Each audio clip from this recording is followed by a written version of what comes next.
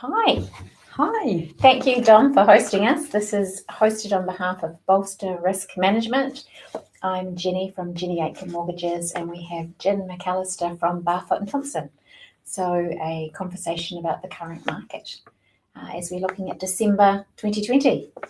So, Jin, how's the market? Hi, it's Jin here. I'm from Barfoot Thompson Northcote branch. I think the market currently is really busy. Lots first home buyers, second home buyers. Yeah. Is it more people buying their first home or people upgrading to next property? I think it's kind of quite a mixture. Yeah. First home buyers, second home buyers, and some overseas buyers as well, which is who are living in New Zealand quite a long time. It's quite surprising how much people are paying for their first home, isn't it? Yes. Yeah. They've been saving a lot. Yeah, yeah. And I find lots of mum and dad helping people in Auckland. Yeah, a lot of parents are helping the children do like on the deposit. Yeah. Because they're quite big a chunk. They just need to be able to get in, don't they? Yes, they are. So tell me about auctions. Why is everyone selling at auction? There seems to be more than there has been in the past year or two. I mean, auction is, from our professional way of saying, auction is the best method for people who are selling the house get a best price, because they're going to build up like a lots of competition. And in the current market, when they're hot, no one knows how much the property going to be worth. That's right. Even got a valuation, stuff like that. Yeah. So our job is trying to make sure it get the best top dollar for the people. Yeah. I think auctions are better than tender, aren't they? It's more transparent and you can see. Yes. I would hate to buy a tender because you just don't know what the other person's offering. I mean, every auction or tender, they do have their own like a benefit, but best way is auction because it's kind of quite open. Yes. For me, it's kind of for me, I think it's quite fair. If I have the money, I just go. That's it. Money is everything, isn't it? Yeah. So if I'm a buyer and I'm looking to win a house at auction, what's my best strategy? How do I do it? How do I win?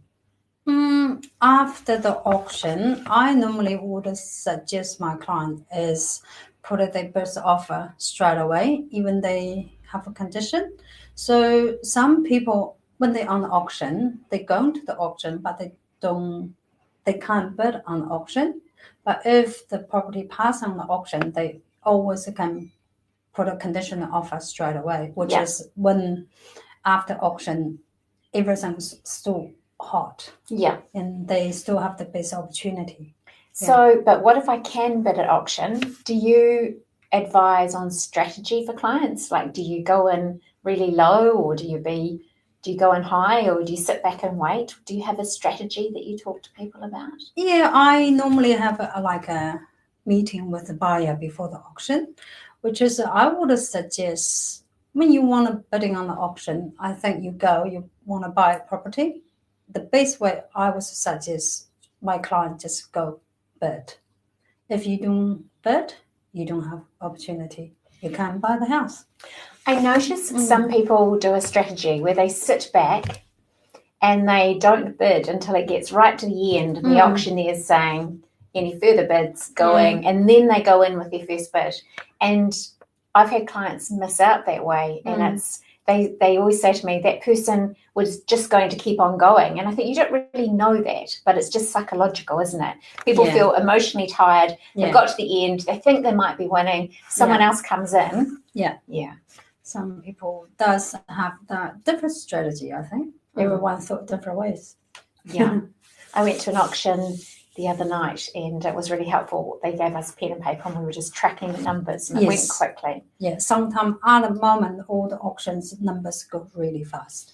I had four people bid at the same time. Yeah. All don't want to be the auctioneer. Well, that's normal. Sometimes they have like 7 or 10 bidders. That's the highest maybe. But normally on the auction, like 3 or 4 or 5 bidders. That's very normal because that means everyone wanted which is a good thing. That is a really good Yeah. thing.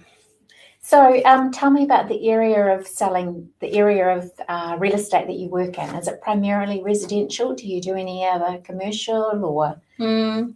I mean, I'm working on residential property in the North Shore. I'm based on the North Coast, which is quite a big area. I've been living in this area for kind of 13 years. So no matter where in the shore, I believe I always can help. Doesn't matter who's selling or buying. Yeah. And on the commercial side, I don't do commercial, but we do have a really good commercial team as well. Yeah. Good. Do you ever encounter people that are wanting an investment and they're weighing out whether they buy a residential property or a commercial? Do people come to you knowing what they want to? Yeah, pretty much. So when the people come to me, they knew straight up. I would ask a question: would you be first home or for investment? They pretty much know what they wanted for, like a rental property or further. Do you do much work as a buyer's agent at the moment, or is it so busy that it's more about getting listings and selling? I mean, never busy for helping people. Doesn't matter they're buying or selling. I'm always there. Free. I know, you're really helpful, Jin. You're remarkable. Thank you. Okay, so are you seeing, I'm sorry if I'm kind of repeating questions, but is there more first-time buyers, investors, or people buying second, third? Is there a particular type of person or buyer in the market? I don't think any particular. Currently they quite mixture of three, right now. First home buyers, second home buyers, and investors, they all quite, ongoing. Yes. Trying to get into the market. It feels like everybody's in, doesn't it? Yeah. It's just an ongo. I was going to ask you the question, what have you noticed about the market? But it's like all of us, it's just busy. Just busy. And we're at the downhill run to Christmas. Yeah, I know. But people still selling and buying. Are you still getting listings at this point in the year? People still listing property? Yes. Currently, I think when people ready, I don't think it's Christmas or New Year will stop them. Yeah. When they're ready, they're ready. And especially with Barfoot Thompson, currently we have online auction bidding. Yeah. So you can just sit home. It's fantastic, isn't it? Sydney, you can go anywhere. You can just bid on the auction online. Amazing. You can bid, use your time, and just log in on Barfoot Thompson online auction. Easy peasy. That's amazing. Everything's easy. Doesn't matter if it's Christmas or not.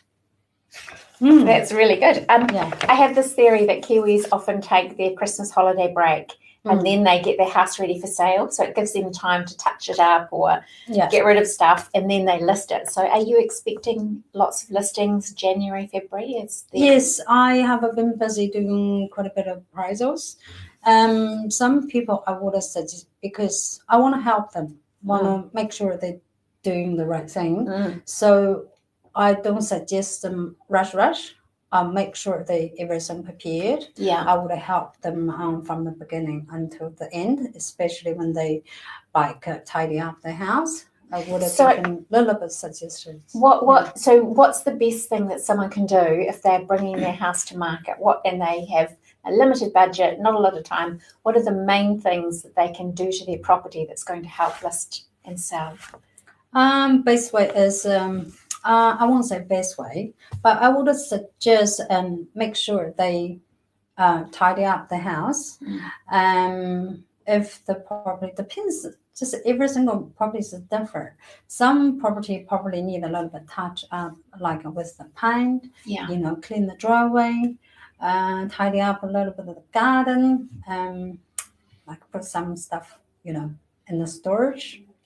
Somebody said to me, it's really helpful if you take a photo of your own home, because what you're looking at real compared to if you take a photo, all of a sudden you can see all the things sitting out that don't need to be. Yeah, some stuff. I mean, every single house, they have a lot of stuff because they're living in it. But I would suggest when you put on the market, because when they're doing open homes, a lot of people coming in and out. Yeah. So I would suggest less stuff as possible and make sure it look nice and tidy. Because when you put on the market, you want to presenting to the people who are seeing your house look nice and tidy, more space. You know, that's quite important. Yeah. I just had my house washed and the windows done. What a huge difference. Just a little thing. It makes a big difference. There will be big difference. Yeah. That's really good. I could probably answer this question, but are the banks taking longer to approve finance? I would suggest my client going to see a mortgage broker because that's the best way. That's great advice.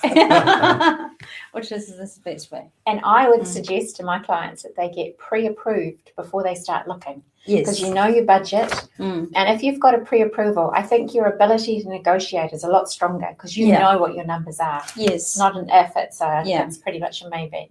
It's pretty much a definite that you have the money. So, and then going to auction, I have people that you get a little bit stressed because they want to bid at auction. They want to do a pre-auction offer, but they need to get their finance approved. And probably a year ago, you could ask a bank a favour about making that approval, expediting it, making it quicker. Not now. Everybody wants it quick. Yes. They want to get in. When the first open home, I'm currently working with a couple of buyers. They keep asking me, Jen, can I just do a pre-auction offer now? I think they're really ready to go. They all pretty much pre-approval. And everyone, I think that all the buyers, most of the buyers, they prepare. They're mostly prepared. Yeah. Do you find is everybody doing a building inspection when they go to buy? Is that common? I think from part of my job, I always advise my clients to do a building inspection. The reason is the house is not just like buy a cabbage going to the market. So you buy a bigger, but just use my own words. It's not just buying a cabbage. You're spending a lot of money. Spending a lot of money. It's worth it. Might be a cabbage if you don't get it checked out. I think it's a make sure just get everything. You know, even the house I have a little bit issues, a little bit problem. At least you know where, and you can prepare. You can saving. You know how much you're going to pay roughly. So making your life like a little bit easier. Yeah. I know when I bought my place, I debated about getting a building inspection because I think it's a really good property, but I decided to do it, and the building inspector said, yeah, it is a really good property, gave me a few hints around maintenance, but it made me feel really confident that I didn't just think it was good, I knew it was good. So made a big difference. I mean, most of people, I would say the house, not every single house is a brand new house, all been 70s or 80s. I mean, in 30 or 40 years, always have some little issues.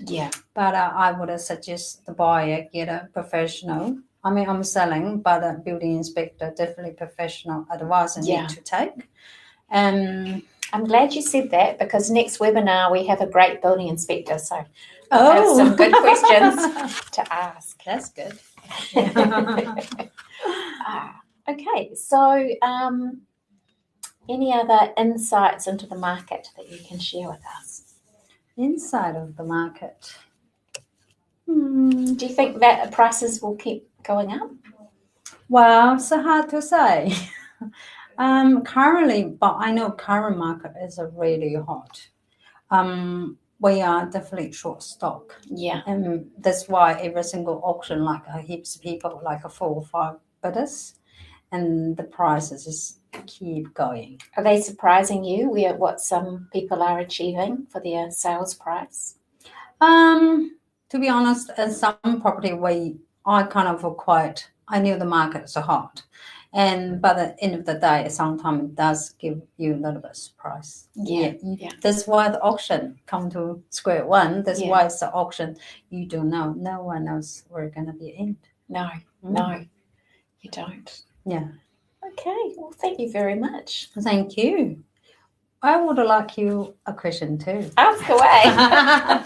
So, currently some of my potential buyers, when I just need you a little bit of advice especially for the first home buyers and the first time get some mortgage. So any advice for you to give to me so I can pass on my client? First-time buyers. Actually, the funniest thing, the most key component of being a first-time buyer is having the tenacity to get in there and get it done. And I think Henry Ford said, whether you think you can or you think you can't, you'll be right. And that's so true in many aspects of life. But in terms of buying a home, absolutely. Yeah. I've just settled a home for a lovely client, a single mum, and with a child and not on a high income, and she's bought her first property, an apartment, and she paid $415,000. That's here in Auckland. So that's probably about the cheapest property in town. And, you know, on face value, you wouldn't think that she'd be able to buy a home, but she was really determined. She sacrificed, she sold her car, she sold jewellery, and it was not easy. Because there's costs when it comes to buying. If you have to pay for a building inspection, she didn't because it was an apartment. But if she had to pay for a registered valuation, now that can be towards $1,000 now. Yeah. It's a huge amount of money when you're on a small income. But she got there. So that's that. Being really determined, and there's a lot of different ways. If you people say, oh, mum and dad will go as a guarantor. A guarantor helps you with equity if your deposit's small or non-existent, but it doesn't help you with income. So sometimes the alternative is mum and dad go as co-borrowers, so they help borrow in the borrowing. But I always talk to clients, get into the market.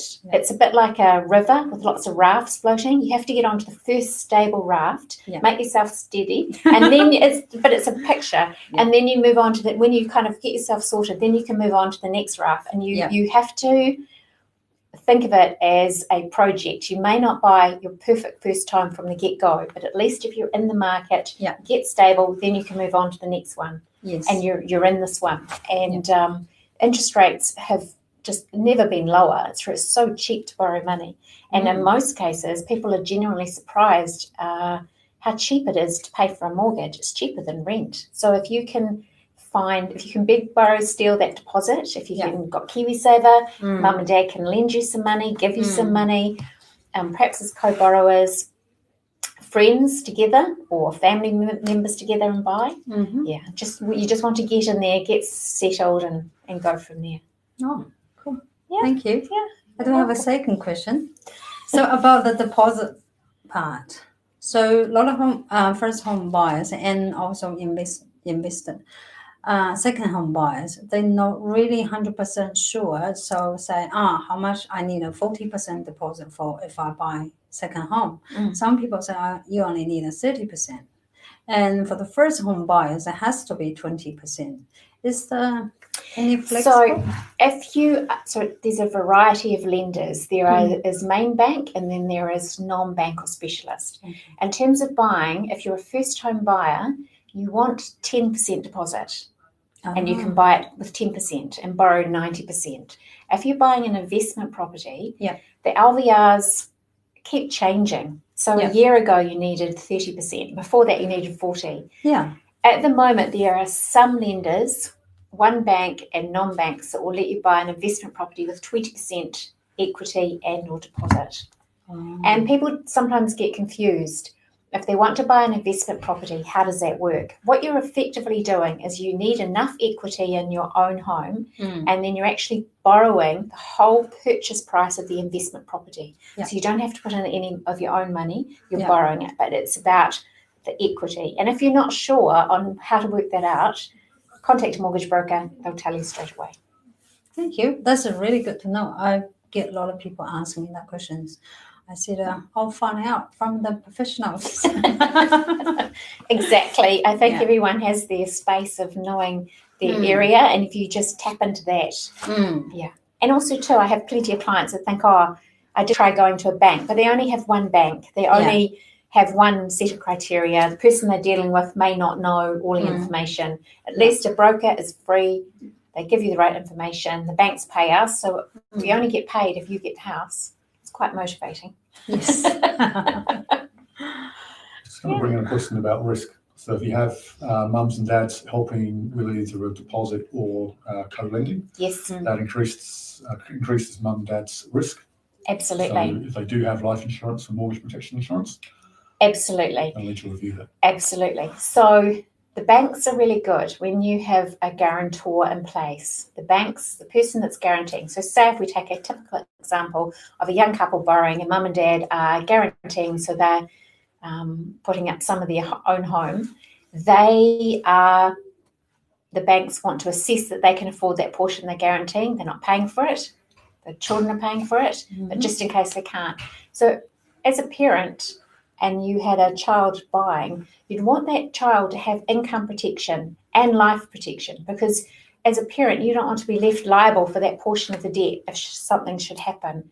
Equally, there's often relationship breakups. You need legal advice and you need insurance to protect that income. It's such a no-brainer. It surprises me that people expose themselves to such risk. And an insurance advisor, it's just like a mortgage broker. It's no cost. You get this free insight and you make your decision from there. So absolutely. Good. Good. Learning All a lot right. of stuff. Have we solved the world? I think so. Very good. February next year. Great. Our next webinar is February 2021, and we'll have a guest on, Bryce Hall from DryScan. There is nothing that man doesn't know about buildings and the right houses to buy, and he's just such a great guy to dialogue with. I think anyone will find what he has to say very interesting. Lovely. Thank you.